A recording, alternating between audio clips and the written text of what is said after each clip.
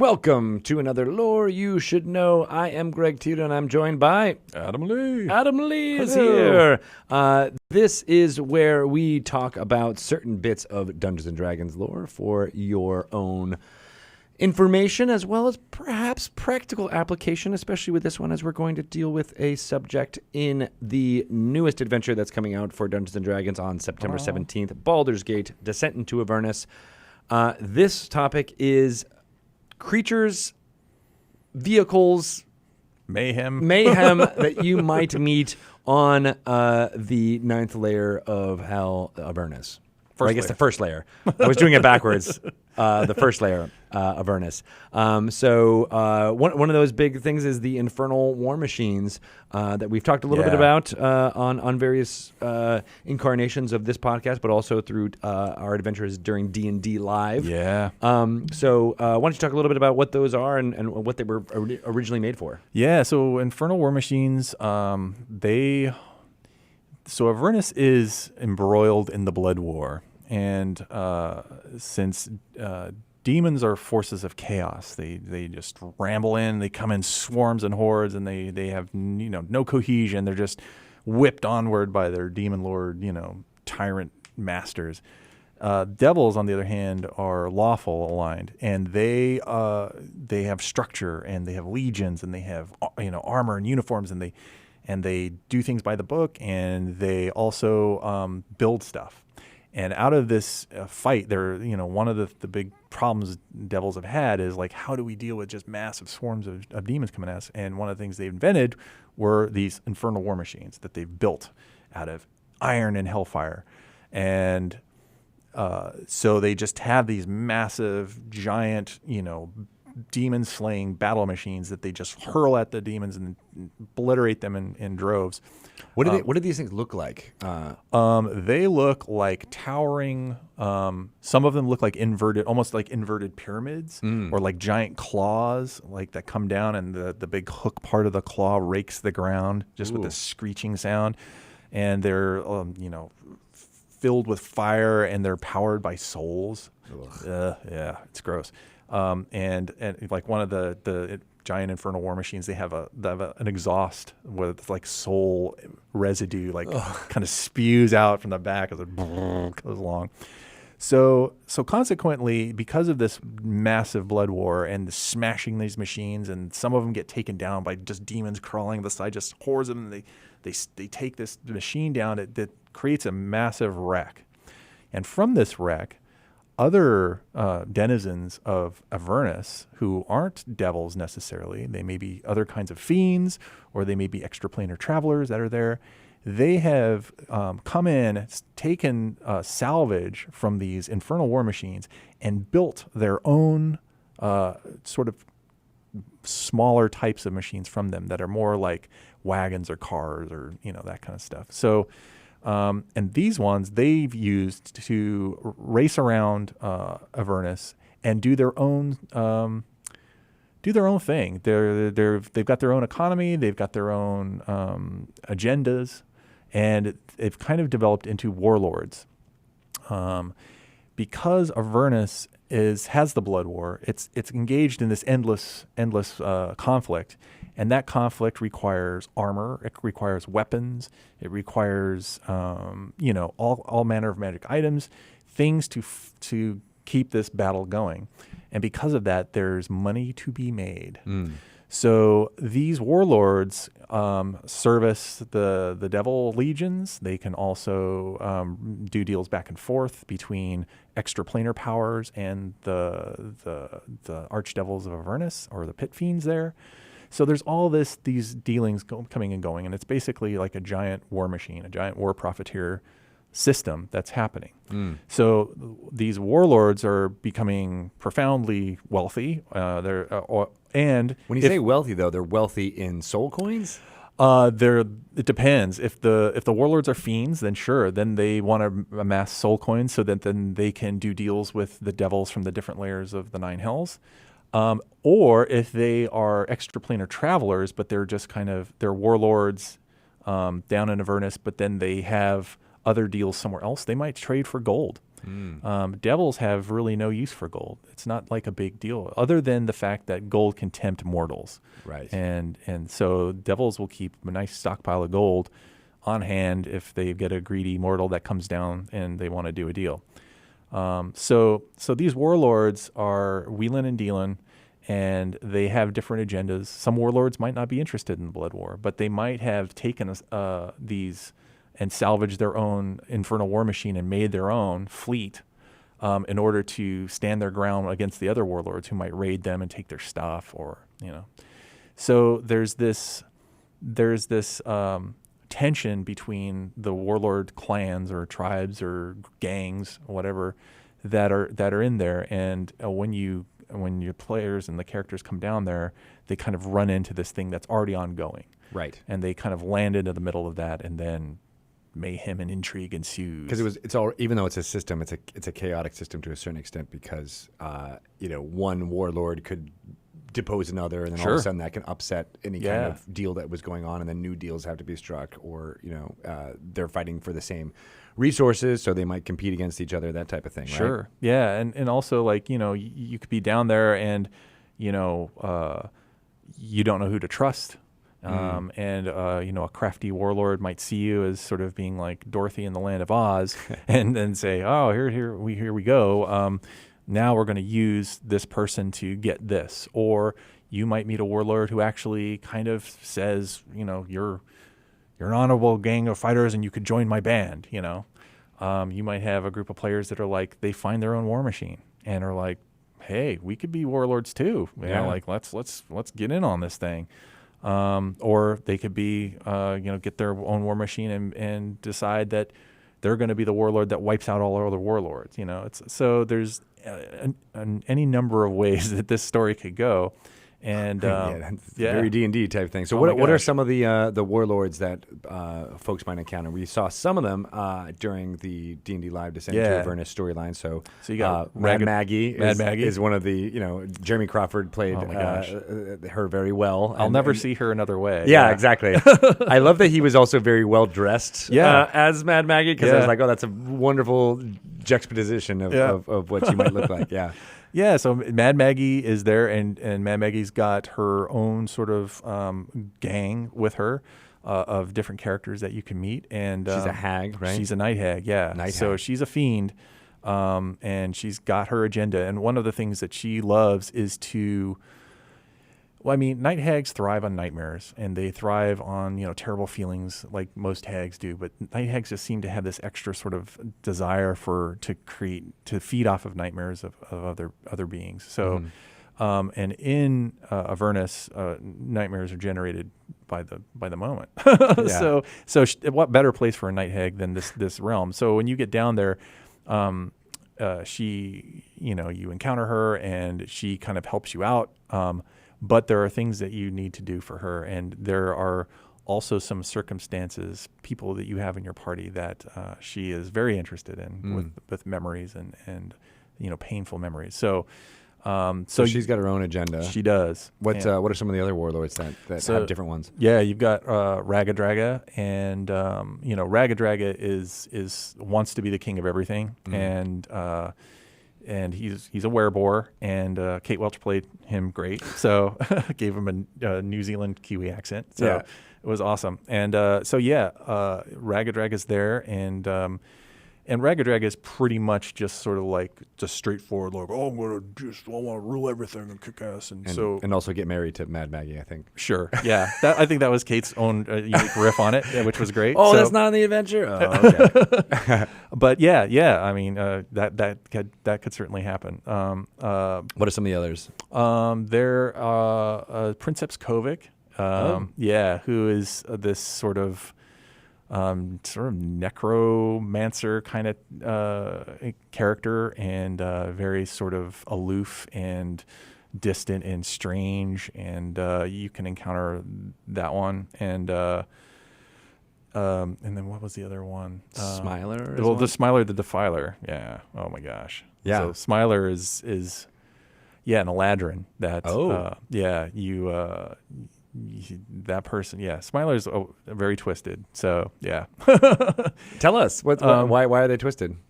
Well, let's see. I can actually read a little section here from. Oh, right. Smiler. They have the book in front of us. It makes it even more lore-y. Yeah. Oh, Smiler the Defiler. Oh gosh, where? Yeah. So Eladrin is interesting because they are not necessarily extraplanar beings, but usually are associated with elves and fairies, and in something you wouldn't associate with the fiends of Avernus. Yeah. So the adventurer Smiler came from the Feywild, got stranded in Avernus when he was abandoned, and he spent the past 70 years roaming Avernus, making deals with fiends to survive. And he eventually sold his soul to a pit fiend who gave him the means to topple a Nikoloth warlord named Yarasto.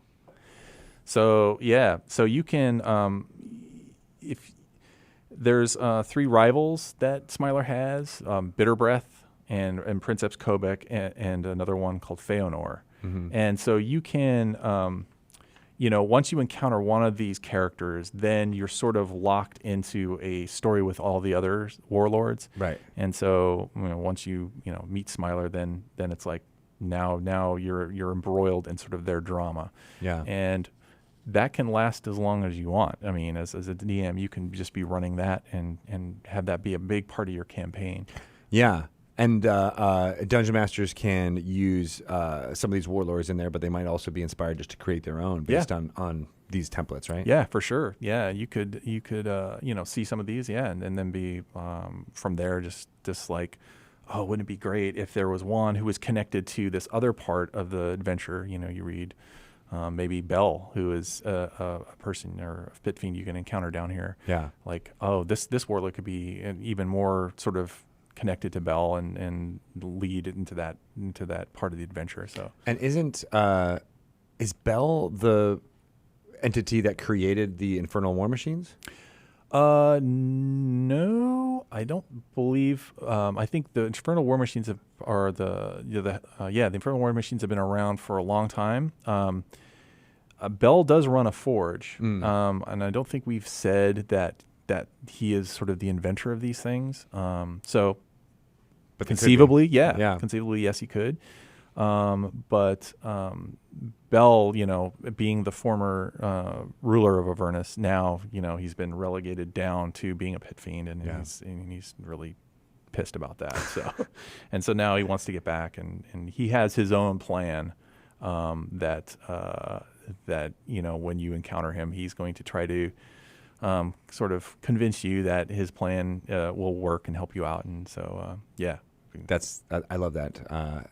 The dramatization of Belle too happened at D&D Live with Gil Ramirez playing as him as doing the forge and everything like that, and offering the deal to the folks in the D&D Live epic that was being played. That was amazing. Yeah, that whole cosplay was just so cool. I enjoyed it.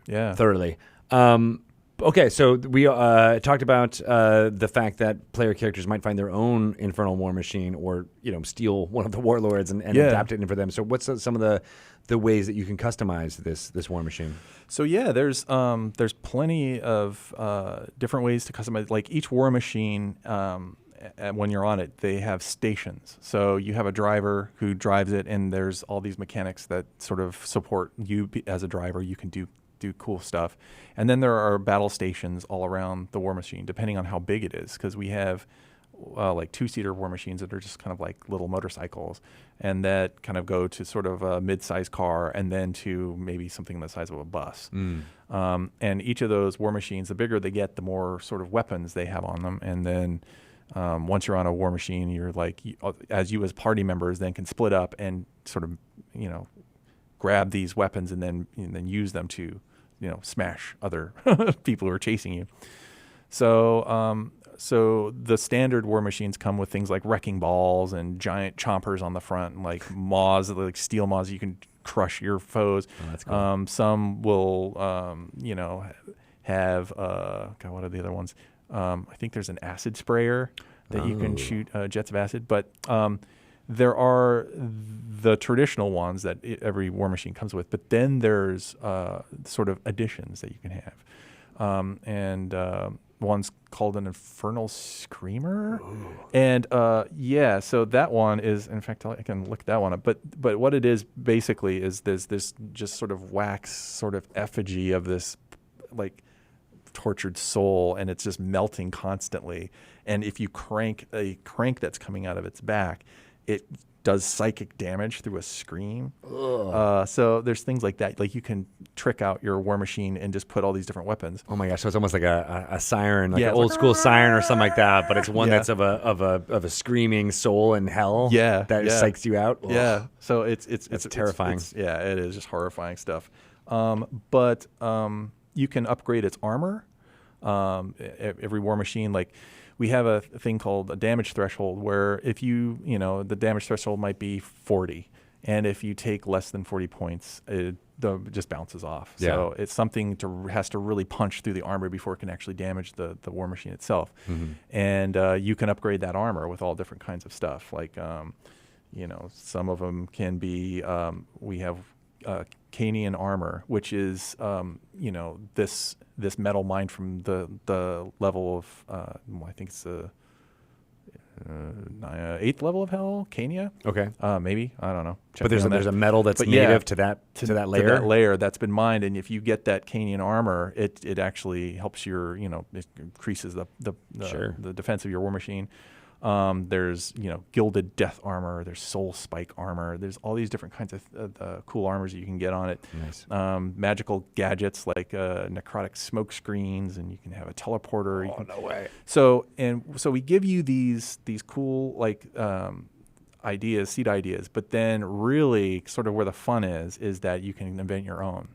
So you can invent your own kind of weapon, and what would that look like, and your own kind of magical gizmo that you can put on your war machine to make it do something cool. Yeah. And you mentioned there's mechanics about being a driver and how to use this vehicle in combat, right? Yeah. Yeah. So each war machine has, the helm, and you have a whole bunch of a series of things you can do. You can have actions, so you can do a drive action. Your bonus action is you can turn it on or shut it off, or you can make it dash and disengage. You can do all that kind of stuff with your war machine, and then anything else you can imagine you can do as a driver. So when we did early play testing on that, we got into this point of like, well, the driver doesn't want to just like, well, I'm driving this turn. Well, what are you doing? Oh, I'm driving again.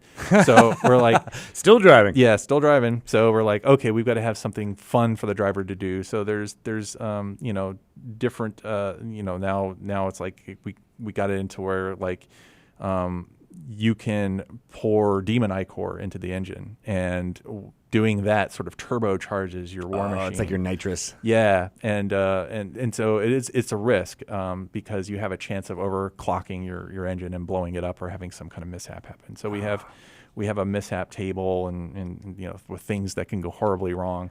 And and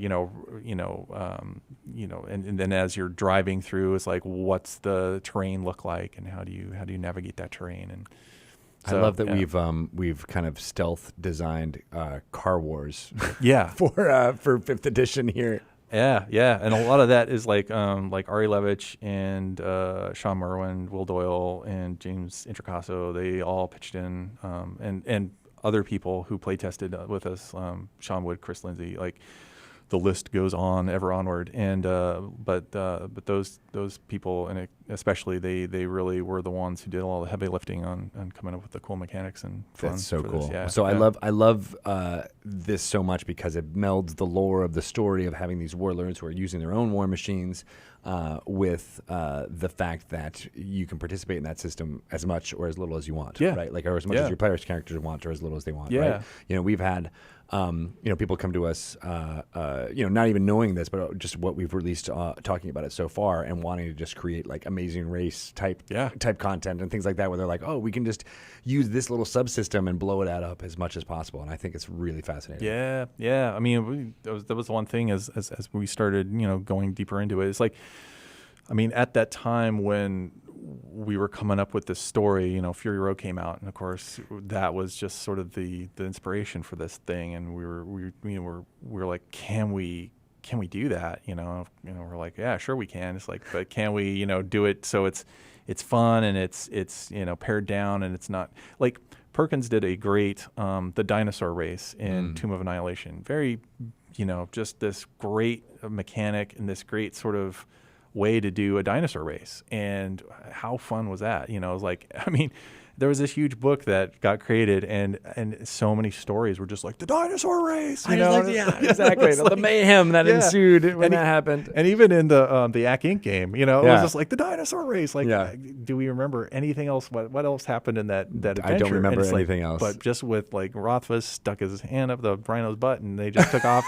and like it was just that was it. But that simple, elegant mechanic.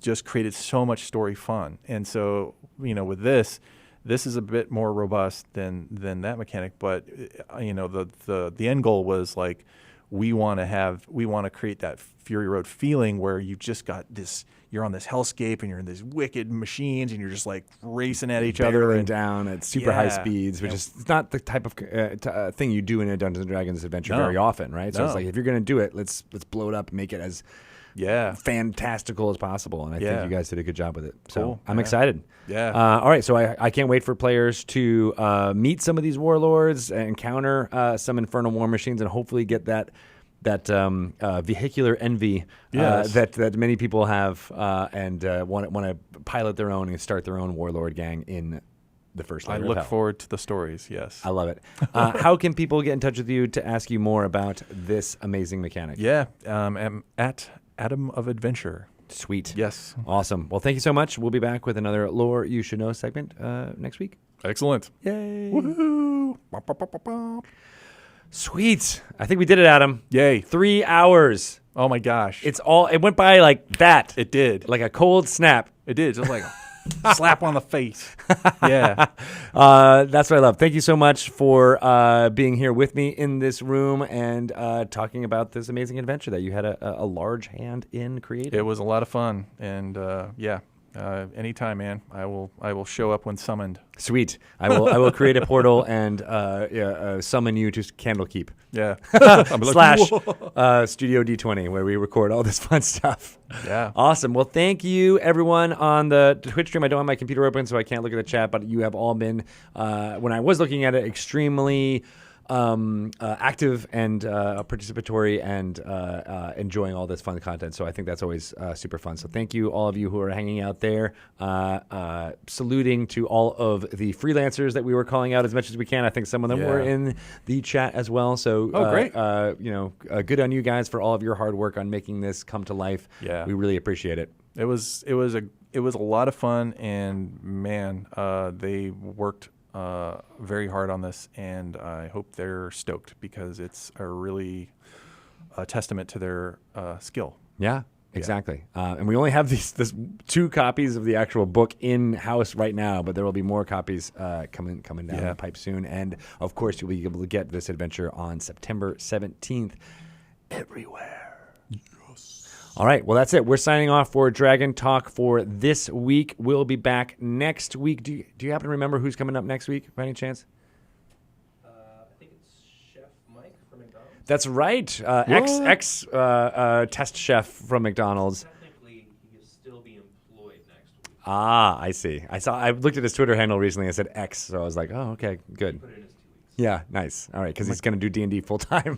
Whoa. Yeah. That's I don't know if he is, but I mean, that's what I would do if I was quitting my job. I'd be like, all right, no, I'm just going to be playing Dungeons & Dragons all the time. So I can't wait to talk to Chef Mike. I don't know how to pronounce his last name, but we'll do that later. That'll be next week. Awesome. Thank you. Now stay tuned for Binwin Plays Idle Champions with Scott Kurtz and Corey playing through some fun Idle Champions. That's going to be starting in just about 3 minutes. So we'll give you some extra time while we get ready for that. Thank you, everybody. We'll see you later. Bye. Bye. Thanks, Adam. Yay!